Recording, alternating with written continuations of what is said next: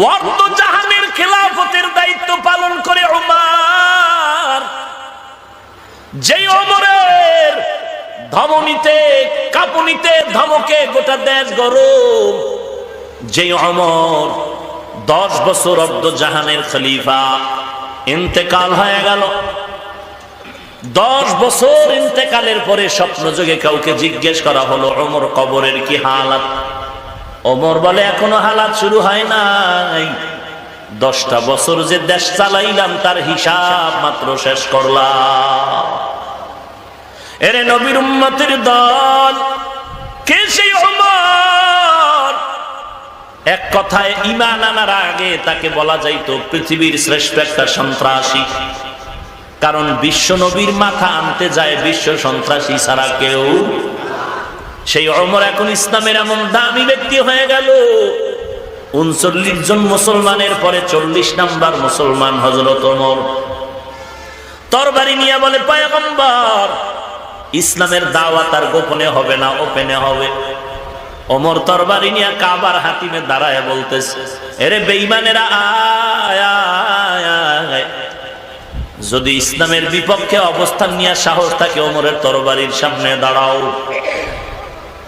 যেই ওমর সম্পর্কে আল্লাহ তাআলা নবীর মাধ্যমে সংবাদ দিলেন 10 জন সাহাবা জান্নাতের সুসংবাদ পেয়েছে, এই 10 জন সাহাবার মধ্যে দ্বিতীয় স্তরে কে আছেন? হযরত ওমর। প্রথম কে? হযরত আবু বকর। জান্নাতের গ্যারান্টি যেই ওমরের হাতে, সেই ওমরের ঈমানের আর আমলের কি হালাত! ঈদের দিন সবাই নামাজ পড়ে আনন্দের বাড়ি বাড়ি ঘরে আর আনন্দ করে। খলিফাতুল মুসলিমিন ওমর দরজায় তালা লাগায় চোখের পানি ছেড়ে কান্না করেন।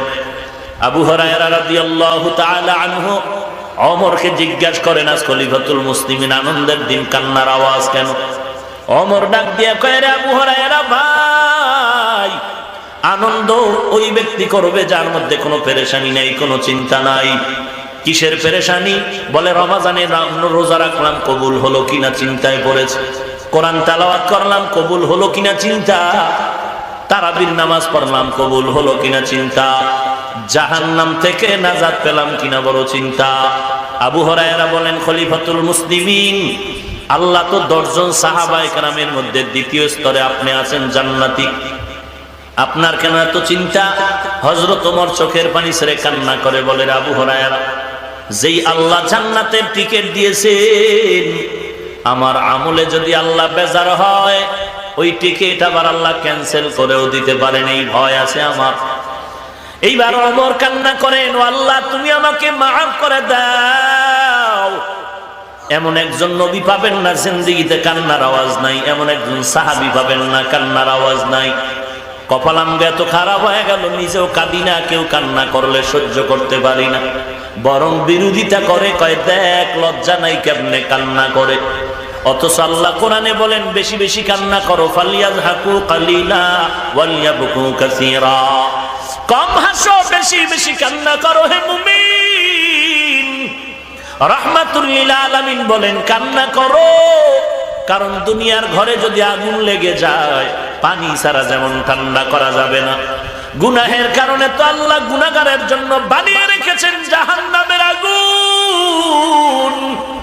ইন্নাল আবরারা লাফি নাঈম ওয়া ইন্নাল ফুজ্জারা লাফি জাহিম।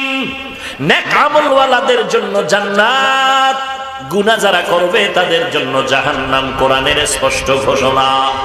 জাহান্নামটা কেমন হবে তাও আল্লাহ কোরআনে বলেছেন, জান্নাতটা কেমন তাও বলেছেন।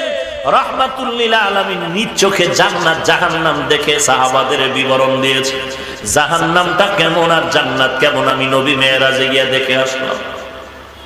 আল্লাহর নবী চোখের পানি ছেড়ে কান্না করে করে সাহাবায়ে কেরামের জাহান্নামের ভয় দেখাইলেন।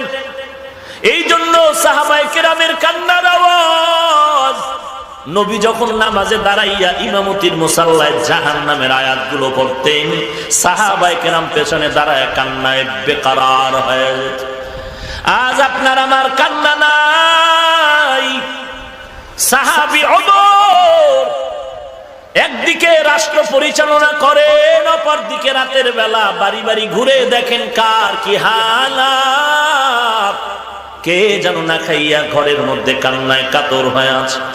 কেমন খলিফাতুল মুসলিমিন চিন্তা করা যায়?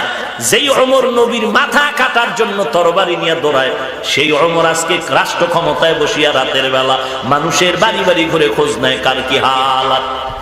সাথে কেউ নাই, কোন বডিগার্ড নাই, কোন লোক সংখ্যা নাই, মাত্র গোলাম একজন ছিল আসলাম, আর কেউ নাই।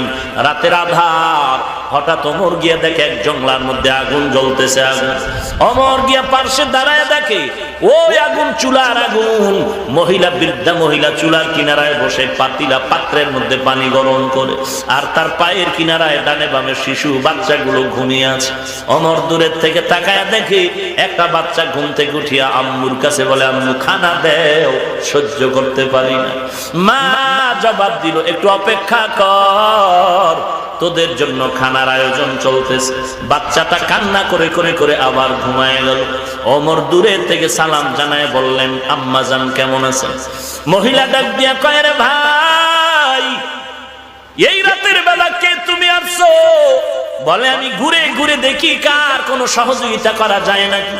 বলে, তুমি সহযোগিতা কি করবা? আগে একটু বিচার দিয়ে নেই। এই দেশের পরিচালনায় নাকি ওমরের মতো একটা বান্দা আছে। আমি যদি দুনিয়াতে পারি, না হয় আখেরাতে ওমরের বিরুদ্ধে আল্লাহর কাছে মামলা দিব। কারণ আজকে আমার ঘরের চুলায় আগুন জ্বলে না, বাচ্চাগুলো কান্না করে করে মাটিতে কাতরাইতেছে। ওমর আইসা খবর নেয় না। আমি আজকে দুনিয়াতে না পারলেও হাসরের ময়দানে বিচার দিব। আমার সন্তানগুলো না খাইয়া ধুকে ধুকে কান্নায় ভেঙে পড়তেছে। যুবক হযরত ওমর পরিচয় দেয় নাই যে আমি সেই ওমর, পরিচয়টা গোপন রেখে রওয়ানা। কি বয়ান করব? কথা তো পয়েন্টে পয়েন্টে বহু বলা যায়। আজকে পোস্টারে নামটা নিচে থাকলে মনে বড় কষ্ট লাগে, আলহাজ না লাগলে মনে বড় কষ্ট লাগে, গেট না সাজাইলে ওয়াজের প্যান্ডেলে বয়ান জমে না, স্লোগান দিয়ে আমি বক্তারে স্টেজে না উঠাইলে মনটা খারাপ লাগে। আর ওমরের মতো বান্দা এলাকায় ঘুরে পরিচয় দেয় না আমি সেই ওমর।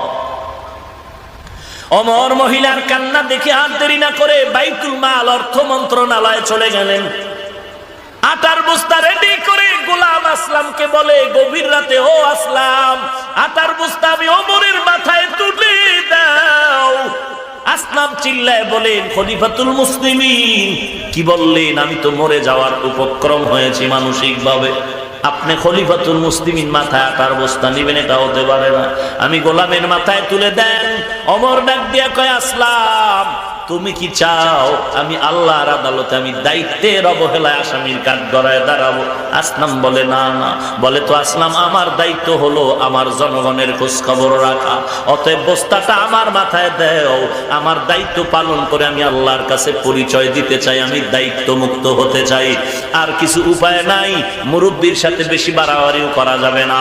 এবার আসলাম আটার বস্তা খলিফাতুল মুসলিমিনের মাথায় তুলে দিলেন। অর্ধজাহানের খলিফা ওমর, যেই ওমর রাস্তায় চললে শয়তান পালায় যায় ভয়ে, সেই ওমর আজকে আটার বস্তা নিয়া বুড়ি মহিলার দিকে রওয়ানা। মহিলার বাড়ির দরওয়াজায় গিয়া সালাম দিয়ে বলে, আম্মা জান, একটু দূরে সরে যান। পর্দার আড়ালে চলে গেল। ওমর নিজে বস্তাটা নামায়, নিজের বরকতি হাত দ্বারা আটার খামিরা বানায় নিজে নিজে রুটি বানানো শুরু করলেন।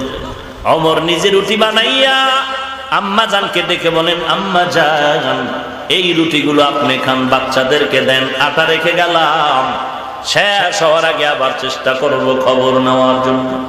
হযরত ওমর এবার বিদায়। আল্লাহর বান্দি মহিলা ডাক দিয়ে কয়, যুবক, বিদায় যাওয়ার আগে একটু দোয়া করে দেই তোমার জন্য। আল্লাহ যদি ওমরের বাদ দিয়া তোমার মতো বান্দাটারে দেশের রাষ্ট্র ক্ষমতা দিত, এই দেশটা জান্নাত হয়ে যেত। ওমর চলে গেলেন। পরের দিন ওমর ডাকিয়া পাঠাইলেন, ওই মহিলাকে ডেকে আনো আমার আদালত। কিন্তু আমি ওমর পাঠাইছি, খবর বলবা না। যখন বার্তাবাহক চলে আসলো মহিলার বাড়ি, ডাক দিয়া বলেন, খলিফাতুল মুসলিমিনের দরবারে আপনাকে ডেকে পাঠিয়েছেন। মহিলা ভয়ে কাঁপুনি ছুটে গেল, কাঁপতে কাঁপতে বেকারার, কারণ অন্তরে ভয়। গতকালকের হালাত বুঝি বাদশার কাছে কেউ লাগায় দিয়েছে। আমি ওমরের গালি দিয়েছি, আজ আমার ফাঁসি ছাড়া উপায় নেই। চোখের পানি ছেড়ে বাচ্চাদের থেকে চির বিদায় নেয়, বাচ্চাগুলো কোলে নিয়ে চুমু খায়, মনের মতো মাকে দেখে নেয়, আর মায়ের সাথে মোলাকাত হবে না। কত কষ্ট দিয়েছি, আজ বাদশার আদালতে আমাকে তলব করা হয়েছে, মনে হয় আমার ফাঁসি হয়ে যাবে। চোখের পানি ছেড়ে আল্লাহর বান্দি রওয়ানা খলিফাতুল মুসলিমিন ওমরের দরবারে গিয়া তখন ভয়ে ভয়ে আতঙ্কিত, গিয়া তাকাইয়া দেখে গত রাত্রের যুবক জায়গায় দাঁড়িয়ে আছে।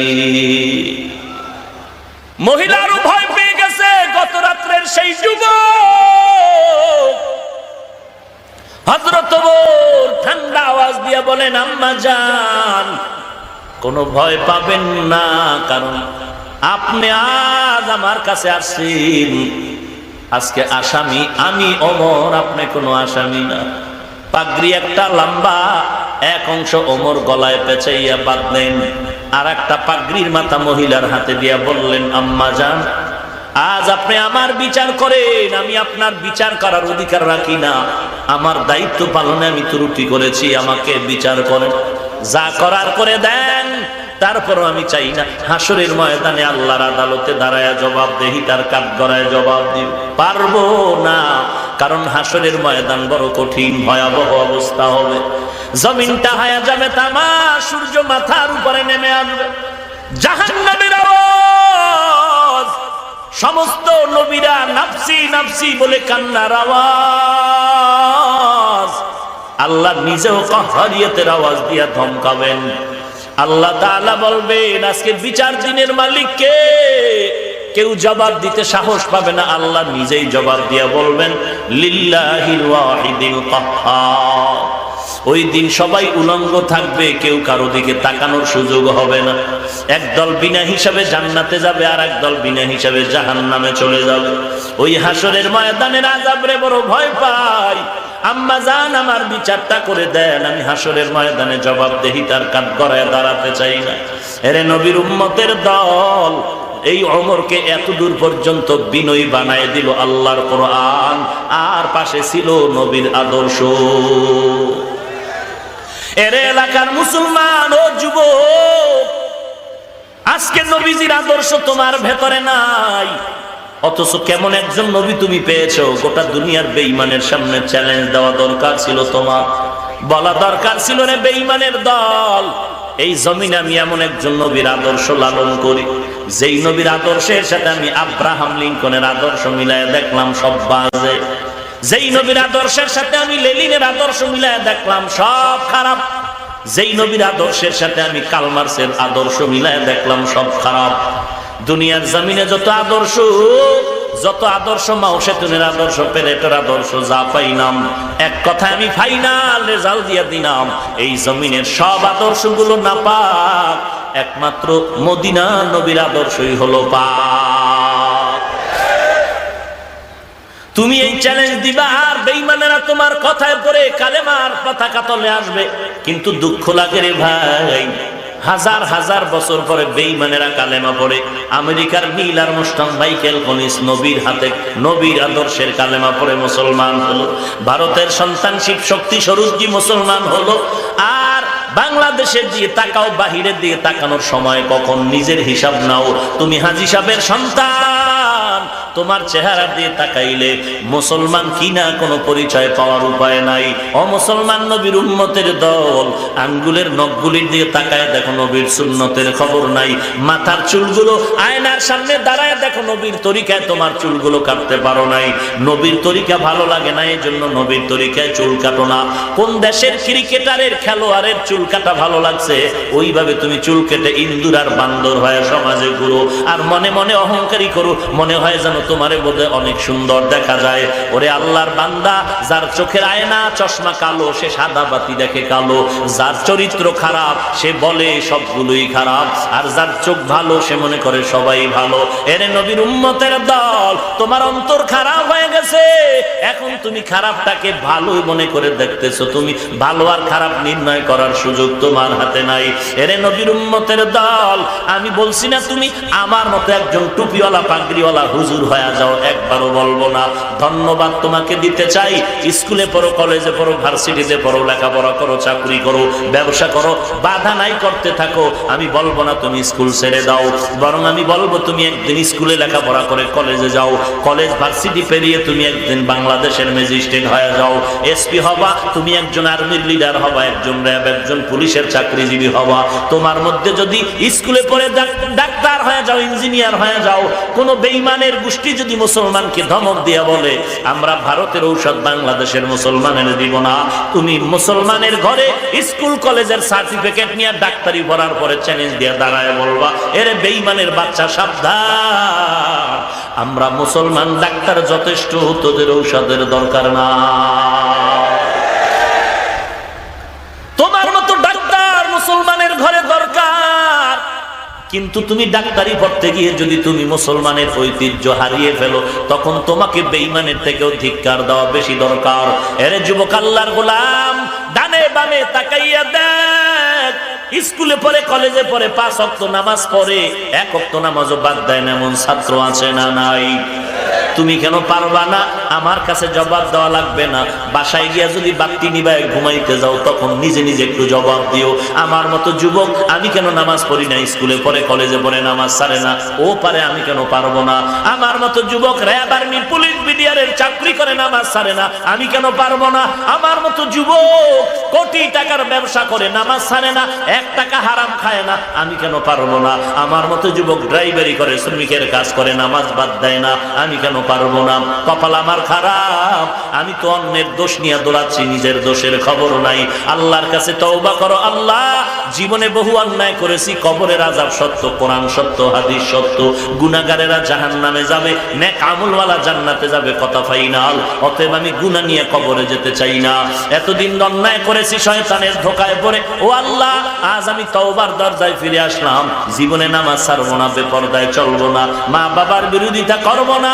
ও আল্লাহ তুমি আমাকে খাঁটি তওবা করার তৌফিক দাও, আমি কোনোদিন আল্লাহওয়ালার বিরোধিতা করব না, দেশের বিরোধিতা করব না, জাতির বিরুদ্ধে ষড়যন্ত্র করব না। ও আল্লাহ তুমি আমাকে তওবার তৌফিক দাও। শুধু তৌফিক না, আবার এই তওবার উপরে মজবুত হয় নবীর তরিকা মতে চলার তৌফিক দাও।